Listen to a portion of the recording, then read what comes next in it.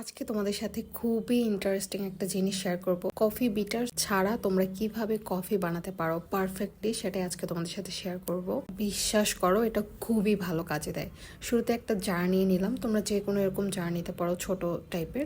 এখানে 2 teaspoon coffee and 2 teaspoon sugar নিয়ে নিলাম। তারপর এটা ঢাকনা লাগিয়ে এটাকে এইভাবে অনেকক্ষণ হাতের সাহায্যে বিট করতে হবে, যতক্ষণ না পর্যন্ত কফিটা একদম পারফেক্টলি বিট হয়ে যায় বা ফোম হয়ে যায়। এই তো দেখতে পাচ্ছ আমার কফিটা একদম পারফেক্টলি ফোম হয়ে গিয়েছে। এখন আমি এটার সাথে মিল্ক অ্যাড করব। তোমরা চাইলে এভাবেও খেতে পারো, কোল্ড অথবা হট, যে কোনোভাবেই। কিছু আইস কিউব দিয়ে দেবো। এটা আমি ক্লাসে নিয়ে যাব, সো আমি একটু ঠান্ডা করে নিয়ে যাব, যেহেতু অনেক গরম পড়েছে। তাই ঠান্ডা ঠান্ডা কফি ক্লাসের মাঝে খেলে একদমই আর বোরিং লাগবে না। সো আমার কফি বানানো একদমই রেডি। তোমাদের কেমন লেগেছে অবশ্যই জানাবে, এবং তোমরাও বাসায় অবশ্যই ট্রাই করবে আর আমাকে কমেন্টে জানাবে।